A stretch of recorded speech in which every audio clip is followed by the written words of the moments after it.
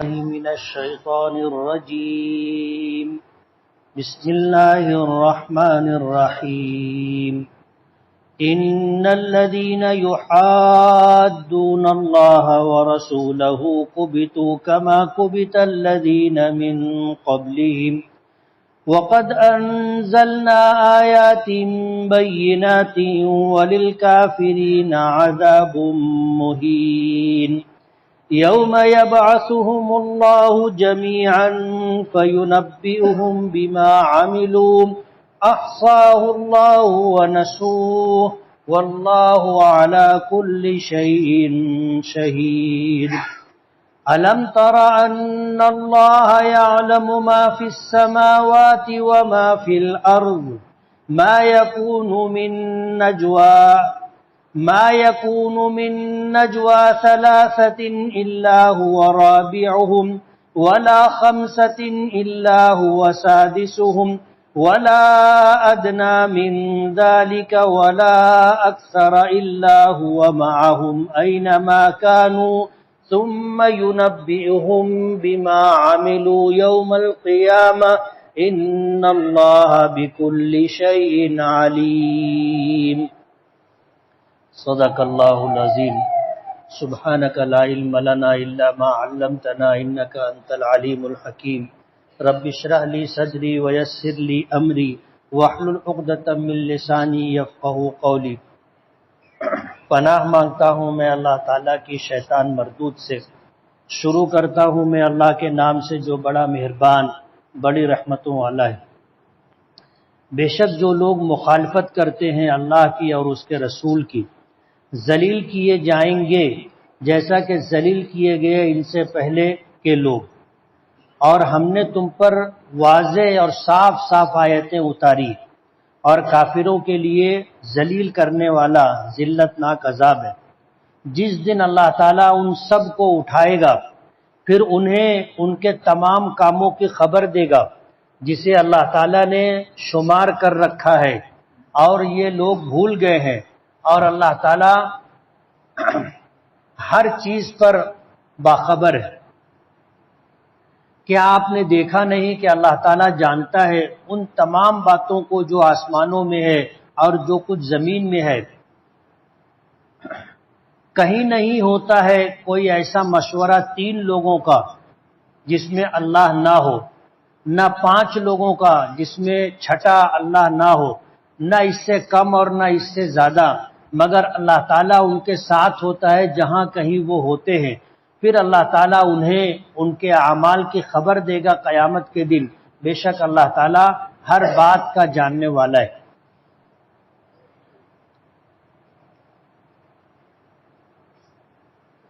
اوپر سے مضمون چلا آ رہا تھا ایک واقعے کا،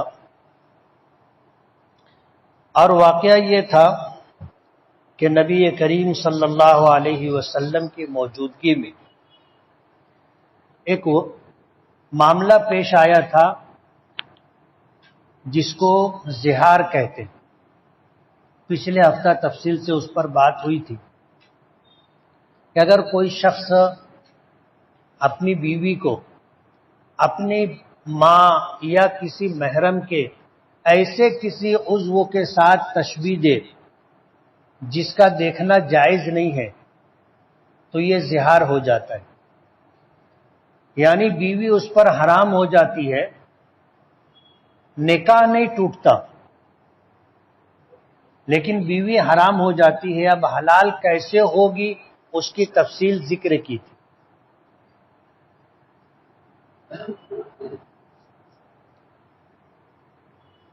کہ یا تو وہ غلام آزاد کرے. آج کے زمانے میں ہمارے یہاں غلام دستیاب نہیں ہے، اس لیے اس حکم پر عمل کرنا ممکن نہیں ہے. پھر کیا کریں؟ تو اللہ پاک نے فرمایا کہ 2 مہینے کے مسلسل روزے رکھے. مسلسل کا مطلب سمجھتے ہو نا؟ بیچ میں 1 دن کا بھی ناغا نہیں ہونا چاہیے. اگر ناغا ہوا تو وہاں سے 2 مہینے یعنی 60 روزے رکھنے پڑیں گے. اور اگر کوئی 60 روزوں کی طاقت نہ رکھتا ہو تو پھر وہ 60 مسکینوں کو 2 وقت پیٹ بھر کھانا کھلائے، یا ان کو 2.25 کلو گیہوں دے، یہ اللہ تعالیٰ کا حکم ہے۔ اور جن کو اللہ نے ایمان عطا کیا ہے وہ اللہ کی مخالفت نہیں کرتے۔ مخالفت کون کرے گا؟ جو اللہ پر، اللہ کے رسول پر ایمان نہ رکھتا ہو۔ اللہ اس کے رسول نے جو احکامات دیے ہیں، اگر ایمان والا ہے تو ہر حال میں وہ اس کی تابعداری کرے گا، یعنی اپنی بیوی کو حلال کرنے کے لیے اللہ کے دیے ہوئے حکم کو پورا کرے گا، اس کے بعد بیوی کے قریب جائے گا۔ اور جن کے پاس ایمان نہیں ہے ان کے نزدیک اللہ اس کے رسول کے احکامات کی کوئی قدر و قیمت نہیں ہے۔ ان آیات میں جس کی میں نے تلاوت کی ہے، اللہ پاک فرماتے ہیں کہ جو لوگ اللہ اس کے رسول کی مخالفت کرتے، یعنی اللہ نے جس بات کا حکم دیا ہے اس بات پر عمل نہیں کرتے، اس کی خلاف ورزی کرتے، اللہ پاک نے فرمایا کبتوا کما کبت الذین من قبلہم، مخالفت کرنے والے ذلیل کیے جائیں گے جیسے وہ لوگ ذلیل کیے گئے جو ان سے پہلے تھے، اور انہوں نے اللہ اس کے رسول کی مخالفت کی تو اللہ نے ان کو ذلیل کیا تھا، اللہ ان کو بھی ذلیل کرے گا۔ اور اللہ کا وعدہ پورا ہو کر کے رہا۔ جن لوگوں نے مخالفت کی تھی، جن لوگوں نے مخالفت کی تھی مشرکین مکہ، اللہ نے انہیں میدان بدر میں ذلیل کیا کہ 1000 کی تعداد میں یہ لوگ پہنچے تھے، اور ان کے مقابلے میں اللہ اس کے رسول کے ماننے والوں کی تعداد 313 تھی۔ 1000 کا افراد ہر طریقے سے ہتھیاروں سے لیس تھا، 313 میں صرف 70 لوگوں کے پاس تلواریں تھیں، لیکن اللہ کا فیصلہ تھا کہ اللہ ان کو ذلیل کرے گا۔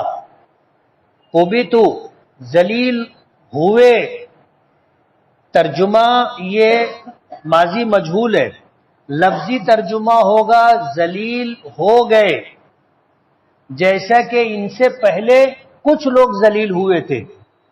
اب ظاہر بات ہے کہ بدر کا معاملہ تو بعد میں پیش آیا، مفسرین نے لکھا ہے کہ اللہ پاک کا یہ فرمانا کبتوا، ذلیل ہو گئے، یعنی ان کا ذلیل ہونا حتمی اور یقینی ہے، ذلت سے بچنے کی کوئی راہ ان کے پاس نہیں ہے۔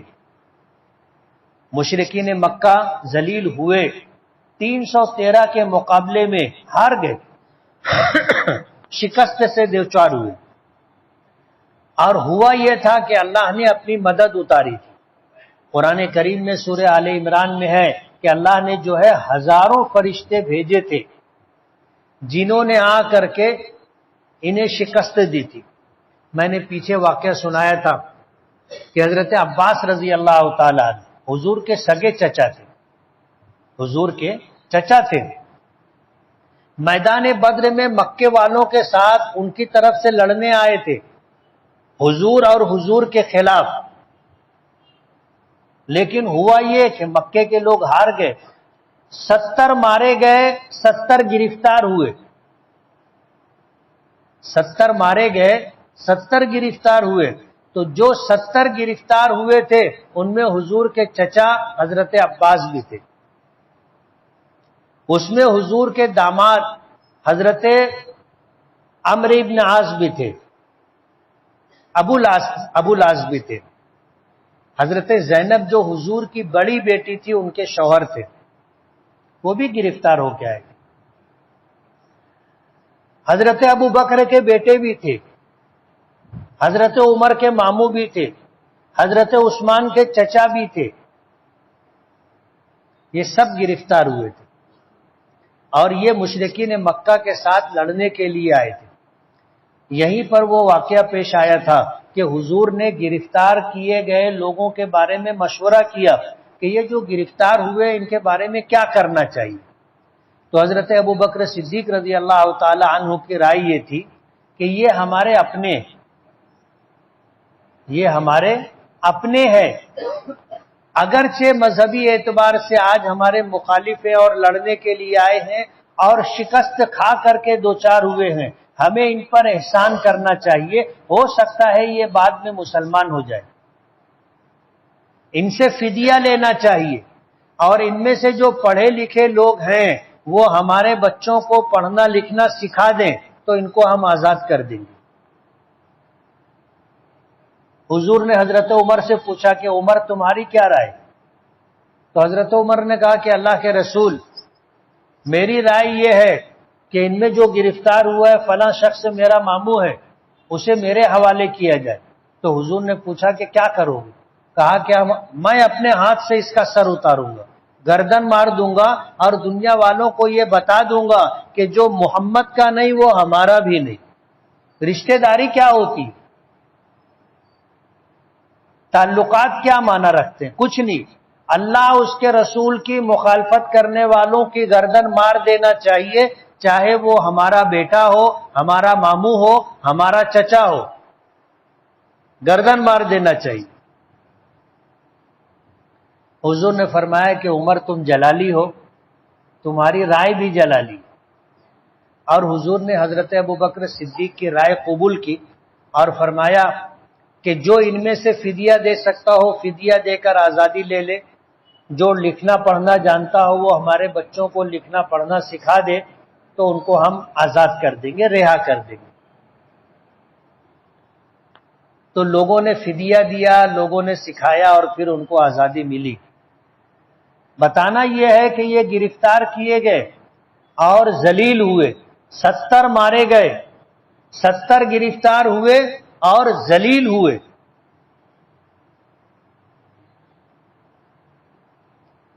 یہ ذلت تھی کہ 1000 افراد پر مشتمل ہتھیاروں سے لیس لشکر 313 نہتے لوگوں کے سامنے ہار گیا۔ حضور کے چچا حضرت عباس بھی گرفتار۔ جنگ سے پہلے حضور نے اعلان کیا تھا، من قتل قتیلا فلہ سلب، جس نے کسی سامنے والے لشکر کے آدمی کو قتل کیا تو اس کے پاس جو کچھ ہوگا، روپیہ، پیسہ، ہتھیار، وہ سب مارنے والے کو انعام کے طور پر دیا جائے گا، اور جو کسی کو زندہ گرفتار کر لے گا اس کے پاس جتنے ہتھیار ہوں گے وہ سب گرفتار کرنے والے کو ملے گا۔ اب یہ 70 کے 70 لوگ گرفتار کیے گئے اور مسجد نبوی کے صحن میں بٹھائے گئے، تو ایک آدمی کو کھڑا کر کے حضور پوچھتے اس کو کس نے گرفتار کیا تھا؟ جو پکڑ کر کے لایا وہ کہتا کھڑا ہو کر کے کہ میں، تو اس کا سارا ہتھیار لے کر کے اس کو دے دیا جاتا۔ حضرت عباس کا نمبر آیا، حضور کے چچا تھے، وہ کھڑے کیے، حضور نے پوچھا کہ ان کو کس نے گرفتار کیا ہے؟ تو ایک دبلے پتلے صحابی کھڑے ہوئے، کہا کہ اللہ کے رسول میں نے گرفتار کیا، اور دونوں میں بہت ڈھیر فرق تھا۔ لوگوں کو یقین نہیں آ رہا تھا، اور حضرت عباس نے بھی کہا کہ بھتیجے مجھے اس نے گرفتار نہیں کیا، مجھ کو گرفتار کرنے والا جو تھا وہ تمہارے درمیان دکھ نہیں رہا ہے۔ تو حضور نے پوچھا کہ تم کو پھر کس نے گرفتار کیا؟ بولے وہ ایک سفید گھوڑے پر سوار شخص تھا، اس کے جسم پر سفید لباس تھا۔ تو حضور نے فرمایا کہ وہ تو جبرائیل تھے۔ حضرت عباس کے متعلق آتا ہے کہ انتہائی توانا، طاقتور اور اونچے قد و قامت کے مالک تھے۔ آواز ایسی تھی کہ جب وہ پوری طاقت کے ساتھ آواز دیتے تھے تو کتابوں میں آتا ہے کہ 8 کلومیٹر دور تک آواز جاتی۔ اب وہ کہنے لگے کہ مجھ کو تو اس نے گرفتار نہیں کیا ہے۔ ان کو گرفتار کرنے والے حضرت جبرائیل تھے، اللہ نے فرشتوں کی مدد اتاری تھی۔ اور پھر یہ جتنے لوگوں نے اللہ اس کے رسول کی مخالفت کی تھی، فرمایا یہ ذلیل کیے جائیں گے جیسے ذلیل کیے گئے وہ لوگ جو ان سے پہلے تھے۔ اللہ نے فرمایا وَقَدْ أَنزَلْنَا آيَاتٍ بَيِّنَاتٍ، ہم نے بہت صاف صاف واضح آیتیں اتاری ہیں، اس میں کوئی ڈھکی چھپی بات نہیں ہے۔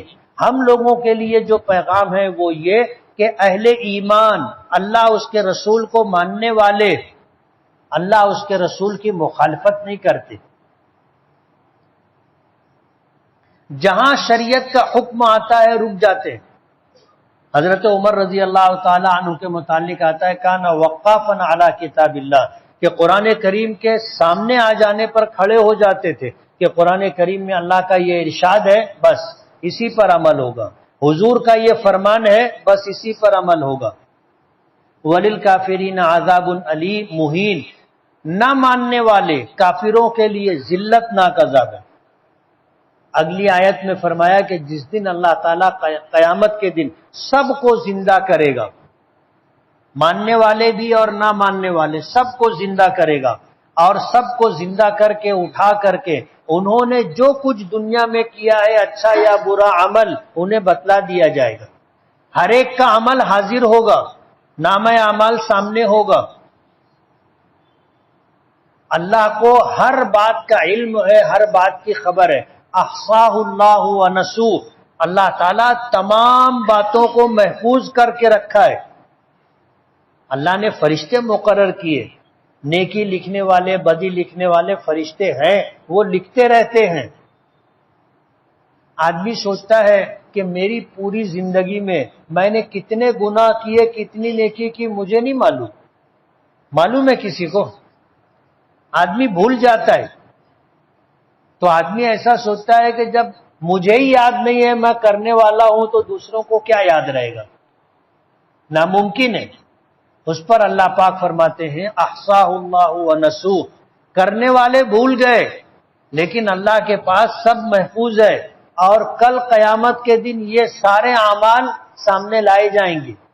واللہ علی کل شیء شہید، اللہ کے سامنے ہر چیز ہے، اللہ کے سامنے ہر چیز ہے، اور ہر بات سے اللہ باخبر ہے۔ اللہ سے کوئی چیز پوشیدہ نہیں ہے، اور اللہ کچھ بھولتا نہیں ہے۔ اور اس بات پر اللہ نے اگلی آیت ذکر کی کہ کیا آپ کو معلوم نہیں ہے کہ جو کچھ آسمانوں میں ہے اللہ جانتا ہے، جو کچھ زمین میں ہے اللہ جانتا ہے۔ اللہ سے کوئی چیز پوشیدہ نہیں ہے، حتیٰ کہ اگر 3 لوگ سرگوشی کر رہے ہوں، چپکے چپکے جو بات کرتے ہیں، منڈی جھکا کر کے، کان کے قریب منہ لے جا کر کے جو بات کہی جاتی ہے اس کو کہتے ہیں سرگوشی۔ ایک آدمی کا سر، ایک آدمی کا کان، گوش کہتے ہیں کان کو، سرگوشی کان میں کہی جانے والی بات۔ اب ظاہر بات ہے تیسرا نہیں سنتا، لیکن اللہ جانتا ہے۔ 4 آدمی مشورہ کریں چپکے چپکے، اللہ اس سے واقف ہے۔ 5 آدمی مشورہ کریں، اللہ اس سے واقف ہے۔ کم ہو یا زیادہ جو بات بھی کی جاتی ہے، چاہے دروازہ بند کر کے، کھڑکی بند کر کے دھیرے دھیرے بولی جا رہی ہو، کان میں بولی جا رہی ہو، دوسروں کو پتہ نہیں ہے، اللہ جانتا ہے۔ اور یہ لوگ جہاں کہیں ہو اللہ ان کے ساتھ ہوتا ہے۔ اینما کانوا، یہ جہاں کہیں بھی ہو، کم ہو یا زیادہ ہو، چپکے چپکے مشورہ کر رہے ہوں، پلاننگ کر رہے ہوں، سازش کر رہے ہوں، بات کر رہے ہوں، اللہ جانتا ہے۔ کل قیامت کے دن اللہ تعالیٰ ہر ایک کو ان کے کیے ہوئے کاموں کی خبر دے گا کہ تم نے یہ کیا تھا، اچھا کام تھا یہ نیکی، برا کام تھا یہ سزا۔ ثم ينبئهم بما عملوا یوم القیامہ، پھر اللہ تعالیٰ ان کے کیے ہوئے کاموں کی خبر دے گا قیامت کے دن۔ ان اللہ بكل شیء علیم، اللہ تعالیٰ ہر بات کا جاننے والا ہے، اللہ سے کوئی چیز پوشیدہ اور مخفی نہیں ہے۔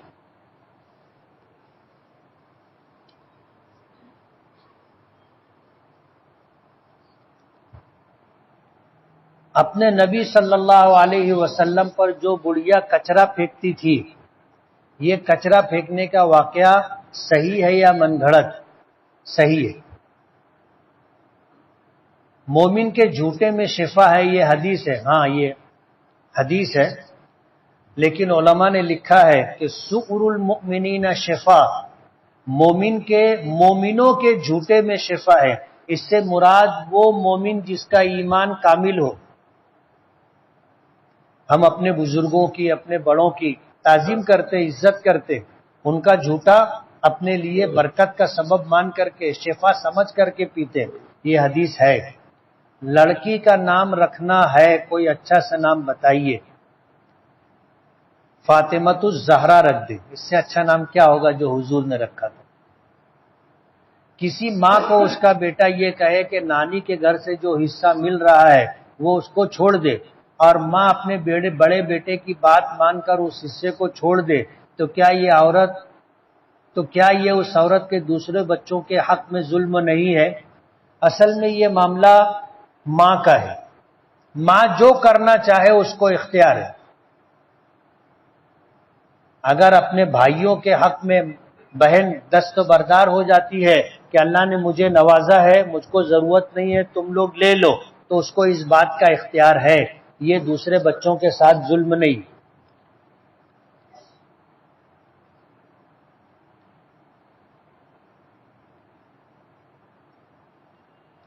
حدیث کنت کنزا مخفیا فاحببت ان اعرف فخلقت الخلق، اس کا ترجمہ ہے کہ میں ایک پوشیدہ خزانہ تھا، میں نے یہ چاہا کہ لوگ مجھے جانیں، میں جانا جاؤں، تو میں نے یہ پوری کائنات پیدا کی۔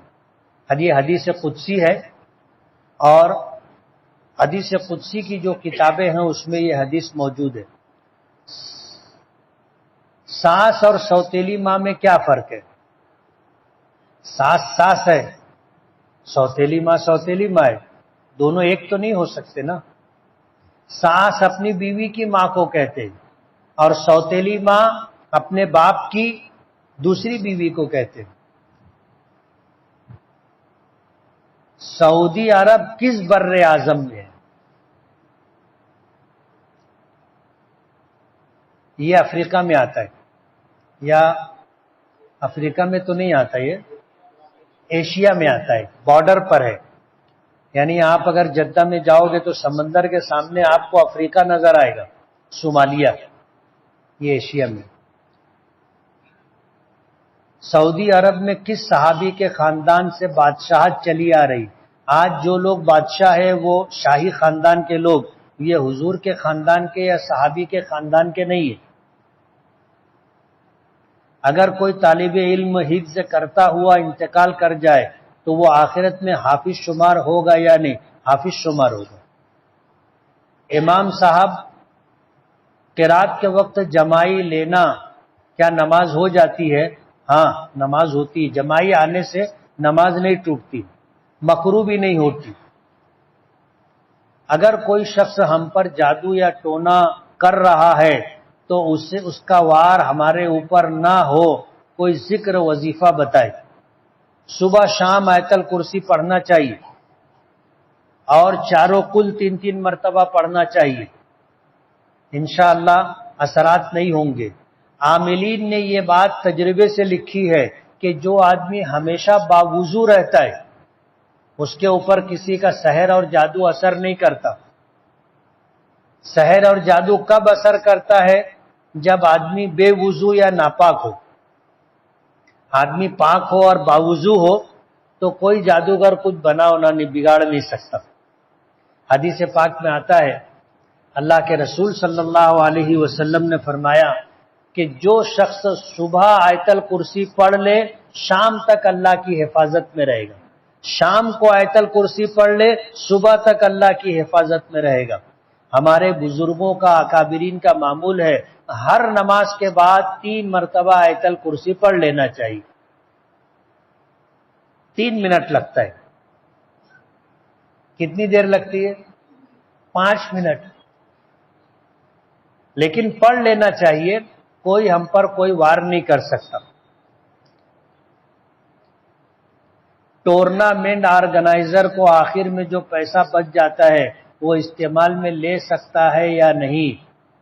ٹورنامنٹ کرانا، فیس لے کر کے کروانا اور پھر انعام دینا جیتنے والے کو جائز نہیں ہے۔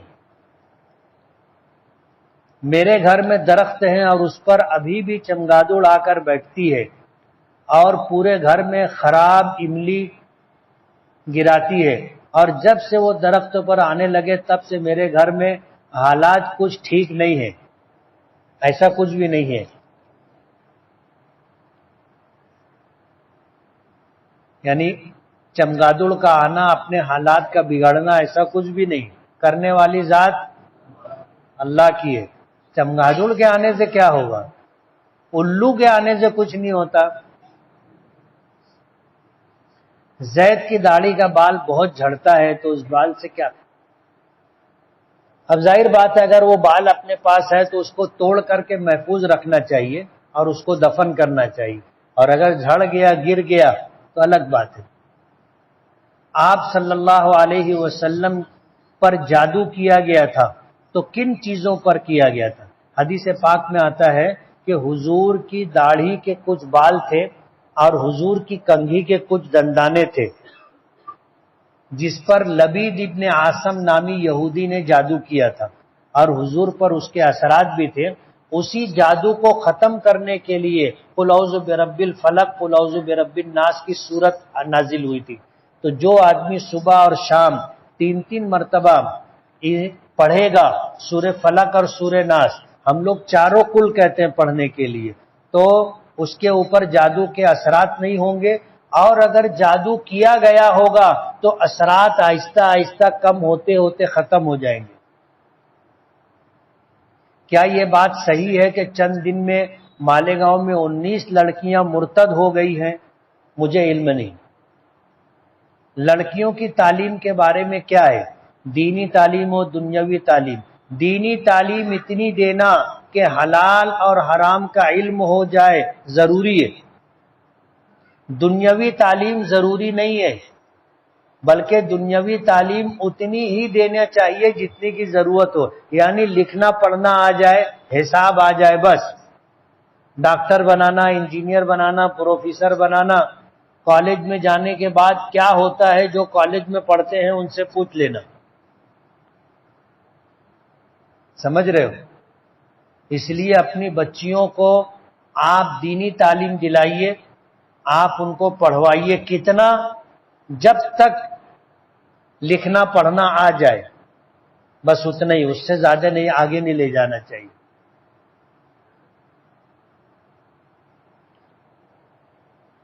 کیا سفید بال کو کالا کر سکتے ہیں؟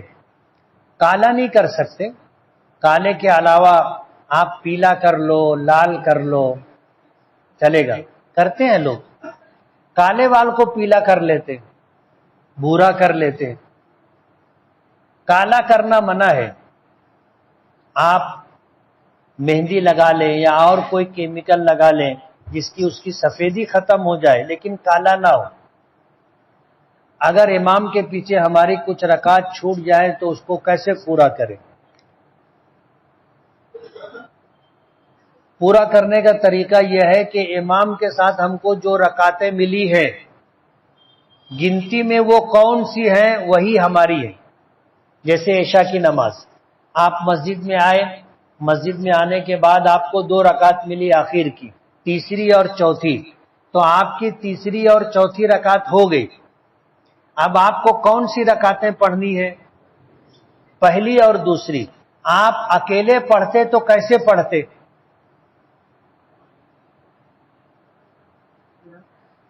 آپ اللہ اکبر بول کر کے کھڑے ہوں گے، اور اس کے بعد ثنا ہے، اعوذ باللہ، بسم اللہ ہے، سورہ فاتحہ ہے، پھر کوئی سورت ہے، اور اسی طرح دوسری رکعت۔ کیا ہمارے نبی کے جسم مبارک پر کبھی مکھی نہیں بیٹھی؟ اور کیا ہمارے نبی کبھی آپ نے سمندر کا سفر نہیں کیا؟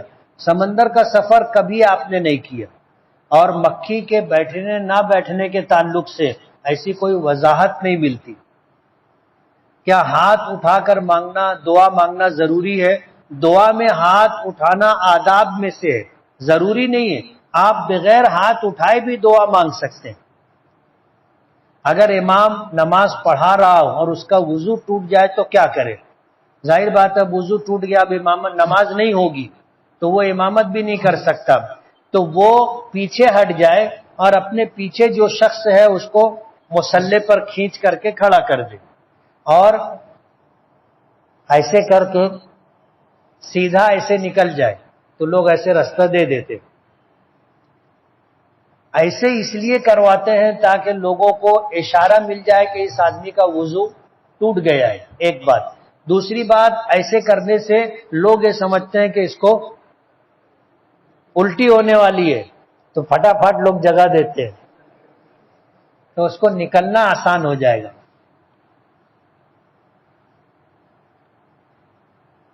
نماز قصر سمجھائیے۔ قصر کا مطلب یہ ہے کہ سفر میں 4 رکعت والی نمازوں کو 2 رکعت کر لینا، بس اسی کو قصر کہتے ہیں۔ جیسے نماز پڑھی جاتی ہے ویسی پڑھی جائے گی۔ اگر ہم مسجد یا جنگل میں اکیلے ہوں اور ہم کو کچھ جنات و شیاطین نظر آ جائیں یا پھر آہٹ سی لگے تو ہمیں کیا کرنا چاہیے؟ سلام کرنا چاہیے۔ ایسے بھی نظر آئے نہ نظر آئے، آہٹ سنائی دے نہ سنائی دے، خالی کسی مقام پر جائیں تو سلام کریں، یہ قرآن کریم کا حکم ہے۔ اور آپ گئے، آپ نے سلام کیا، اگر وہاں جنات ہوں گے تو وہ جواب دیں گے، ضروری نہیں ہے کہ آپ کو سنائی دے، لیکن سلام کرنے سے تعلقات بنتے ہیں۔ اور حضور نے فرمایا سلم علی من عرفت ومن لم تعرف، ہر ایک سے سلام کرو، پہچانتے ہو یا نہ پہچانتے ہو۔ اور حضور نے فرمایا افشوا السلام بینکم تحاببتم، سلام کرتے رہو آپس میں، ایک دوسرے کو آپس میں محبت پیدا ہوگی۔ اب ظاہر بات ہے جن بابا کو ہم نے سلام کیا تو اب ہم کو تکلیف نہیں دیں گے۔ سلامتی کا مطلب یہ ہے، سلام کا مطلب یہ ہے کہ ہم دعا کرتے ہیں کہ آپ پر اللہ پاک کی طرف سے سلامتی نازل ہو، رحمتیں اور برکتیں نازل ہو۔ اب ہم اگر کسی کو دعا دے رہے ہیں تو کیا وہ ہمارا دشمن رہے گا؟ دشمن بھی ہوگا تو سوچنے لگے گا یار یہ سلام کر رہا ہے۔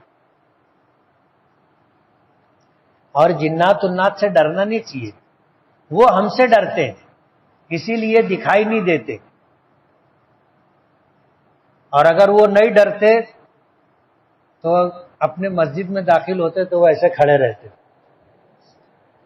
آدمی دیکھ کے واپس ہو جاتا نا، بھلے جن بابا کھڑے ہیں مسجدوں میں رہتے ہیں وہ لوگ، اور ہماری مسجد میں بھی ہیں، میں نے بارہا دیکھا ہے، اور ہو سکتا ہے ہمارے مؤذنین کا بھی سابقہ پڑا ہو، لیکن یہ کہ کبھی کسی کو تکلیف نہیں دی۔ وہ صحابی جنہوں نے دجال سے ملاقات کی تھی،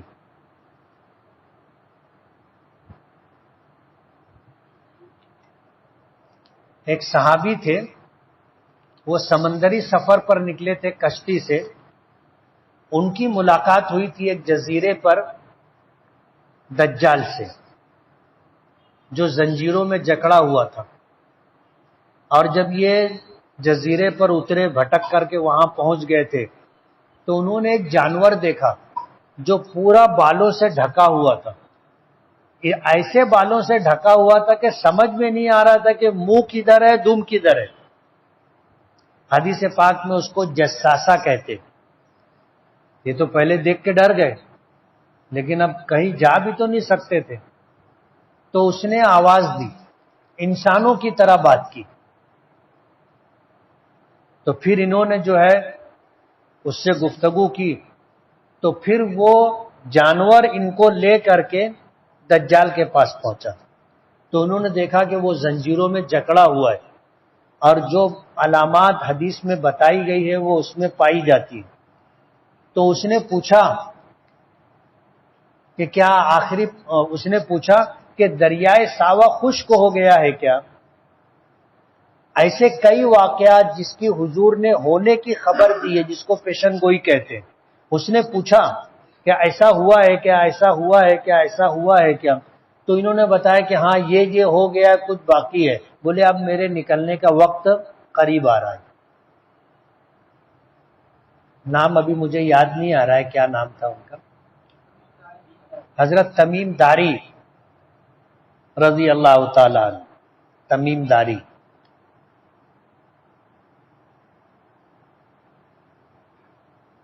نکاح کے کچھ دیر پہلے دولہا کے والدین سے نکاح کے لیے اجازت لینا۔ والدین سے اجازت لینے کی ضرورت نہیں ہے، یہ اتنا جو سب تیاری ہوتی ہے، بکھیڑا ہوتا ہے، وہ تو نکاحی کے لیے ہوتا ہے نا۔ اگر والدین کی اجازت نہیں ہوتی تو یہ سب کہاں ہوتا؟ نکاح ہونے کے بعد دولہے کا کھڑے ہو کر سلام کرنا کیسا ہے؟ غیر ثابت شدہ عمل ہے، اس لیے نہیں کرنا چاہیے۔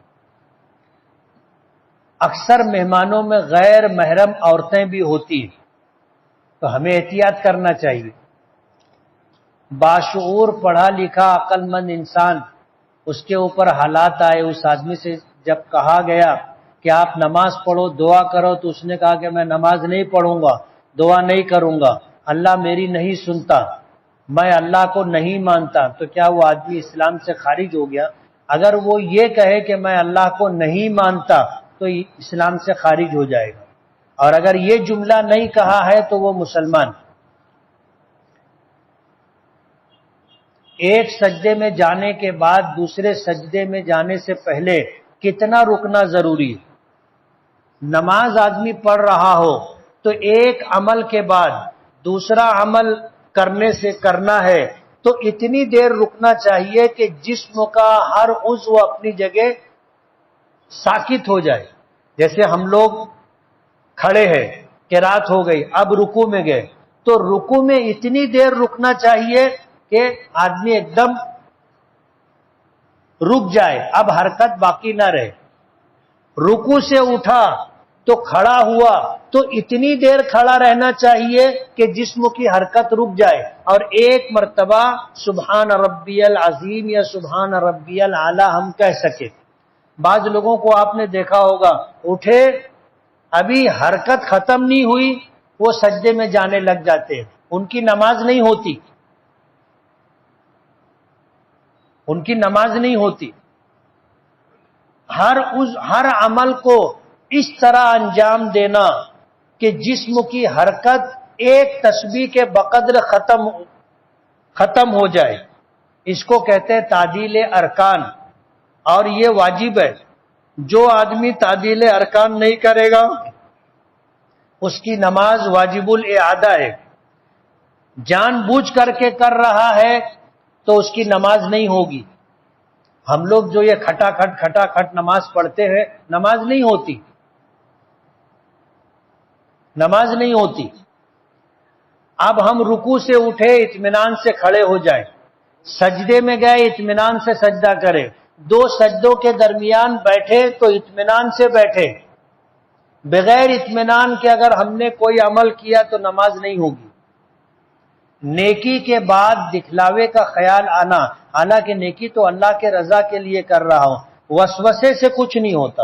ہماری نیت نہیں ہونی چاہیے کہ لوگ ہم کو دیکھیں نیکی کرتے ہوئے، کوئی دیکھ رہا ہو دیکھے، کیا فرق پڑتا ہے، اپنی نیت دکھاوے کی نہیں ہونی چاہیے۔ ہمارے محلے میں روڈ راستہ اچھا نہیں ہے تو کیچڑ ہو جاتا ہے بارش ہونے کی وجہ سے، تو کبھی کبھی نماز چھوٹ جاتی ہے۔ اگر نماز چھوٹنے کا اندیشہ ہو تو گھر پر پڑھ سکتے ہیں کیا؟ پڑھ سکتے ہیں۔ حدیث پاک میں آتا ہے کہ مدینہ منورہ کے راستے کچے تھے، جب بارش ہوتی تھی تو کیچڑ ہو جاتا تھا، اور کیچڑ ہو جاتا تھا تو زیادہ کیچڑ ہوتا تھا تو حضور اعلان کرواتے تھے، الا صلوا فی رحالکم۔ ہم لوگ اذان میں کہتے ہیں نا، حی علی الصلاۃ، آؤ نماز کے لیے، تو پھر اس وقت اعلان کرواتے تھے کہ الا صلوا فی رحالکم، لوگوں اپنے گھروں میں نماز پڑھ لو، تو جو مسجد کے قریب آتے تھے وہ پڑھ لیتے تھے۔ اب ہمارے یہاں تو الحمدللہ جو بھی ہے ماضی کے مقابلے میں بہت کچھ ہے، اگرچہ جو راستے کچے ہیں ان کو بنانے کی جن کی ذمہ داری ہے، جن کے پاس جتنا اختیار ہے وہ اتنے ذمہ دار ہیں۔ آج ہمارے ہاں کیا چل رہا ہے، روڈ راستے کے نام پر سب کچھ ہوتا ہے، کاغذ پر کام ہو گیا ایسا بتا کر کے پیسہ نکال لیا جاتا ہے، اور پورا شہر جو ہے کنارے کے لوگ پریشان۔ ابھی پریس کانفرنس ہوئی، آگے ایک پروگرام ہونے والا ہے، 40 سالہ سیاسی اور تعمیری خدمات، 40 سال میں کیا ہوا ہے آپ کو معلوم ہے؟ اگر کسی نے انجانے میں شرکیہ یا کفریہ جملہ کہہ دیا یا پھر ایسا جملہ کہہ دیا کہ بعد میں پتا چلا کہ یہ شرکیہ تھا تو یہ اسے چاہیے کہ اپنا تجدید ایمان کرے، یعنی پھر اشہد ان لا الہ الا اللہ و اشہد ان محمدن عبدہ و رسولہ پڑھے اور اس کو اپنے دل سے مانے۔ اور اگر شادی شدہ ہے تو نکاح ٹوٹ گیا تھا، پھر سے نکاح کرے۔ جمعہ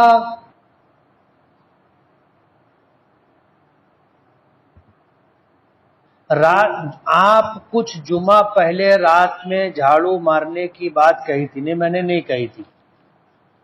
میں نے یہ کہا تھا کہ آدمی دن میں بھی جھاڑو دے سکتا ہے، رات میں بھی جھاڑو دے سکتا ہے، دن اور رات کی کوئی پابندی نہیں ہے۔ ہمارے گھروں میں ایسا مشہور ہے کہ رات میں جھاڑو نہیں دینا چاہیے، یہ اس وقت کی بات ہے جب گھر میں چراغ جلتے تھے، کہ ہم لوگ جھاڑو دے کے کچرے میں کیا باہر ڈال رہے ہیں اپنے کو دکھتا نہیں نا، اب تو سوئی بھی گرتی ہے تو دکھتا ہے۔ فلاں شخص کو پتا نہیں تھا کہ بیوی کو ماں کہہ دینے سے بیوی حرام ہو جاتی ہے، اب کیا کرے؟ نکاح نہیں ٹوٹا ہے، اگر بیوی کو ماں کہہ دیا، ماں جیسی کہہ دیا، یا ماں کے کسی عضو کے ایسے عضو کے بارے میں جس کا دیکھنا بیٹے کے لیے جائز نہیں ہے اس سے تشبیہ دے دیا تو یہ زہار ہو گیا، اور حکم وہی ہے جو میں نے بتایا۔ اگر کوئی شخص وطن اصلی سے وطن اقامت کی طرف یا وطن اقامت سے وطن اصلی کی طرف شرعی سفر کرے تو درمیان میں سفر کی نماز کا کیا حکم ہے؟ سفر کے دوران جو نماز ہوگی وہ قصر پڑھی جائے گی۔ جیسے ہم لوگ بمبئی گئے، گرنا پل پار کیے، اس کے بعد جو نماز پڑھیں گے وہ قصر پڑھیں گے۔ بمبئی پہنچ گئے، اگر بمبئی میں ہم نے 15 دن رکنے کی نیت کی ہے تو ہم مقیم ہو گئے، پوری نماز پڑھیں گے، اور اگر 15 دن سے کم رکنے کی نیت کرے ہیں تو قصر کریں گے۔ اور اگر مقیم امام یعنی مسجد میں مقیم امام کے پیچھے جماعت سے نماز پڑھیں گے تو پوری پڑھیں گے۔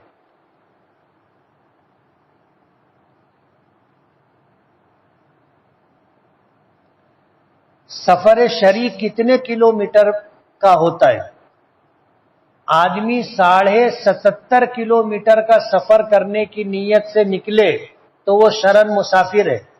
اس سے کم اگر سفر کر رہا ہے تو وہ مسافر نہیں۔ جیسے کوئی دھولیا جا رہا ہو، دھولیا 50 کلومیٹر ہے، 55 کلومیٹر ہے، وہ مسافر نہیں ہوگا۔ 40 گاؤں جا رہا ہے، 50 کلومیٹر ہے، مسافر نہیں ہے۔ سٹانا جا رہا ہے، 35 کلومیٹر ہے، مسافر نہیں ہے۔ لیکن اگر ناسک جا رہا ہے تو ناسک 100 کلومیٹر ہے، تو 77.5 کلومیٹر کا سفر اگر کر رہا ہو تو وہ مسافر ہے۔ راستے میں بھی جو نماز پڑھے گا وہ قصر کرے گا، وہ راستے میں بھی جو نماز پڑھے گا وہ پوری پڑھے گا، اور دھولیا پہنچ گیا تو بھی پوری نماز پڑھے گا۔ لیکن اگر ناسک جا رہا ہو تو وہ 77.5 کلومیٹر سے زیادہ کا سفر کر رہا ہے، مسافر ہے۔ گرنا پل پار کرے گا، وہاں سے وہ جو ہے نمازوں کو قصر کرے گا۔ میرے اندر بزدلی بہت ہے، کیسے ختم ہوگی؟ بتائیں کہ اللہ کے سوا کسی کا ڈر نہ رہے، یہ تو اپنے اختیار کی بات ہے، نہیں ڈرنا چاہیے کسی سے۔ حالات آتے ہیں جاتے ہیں،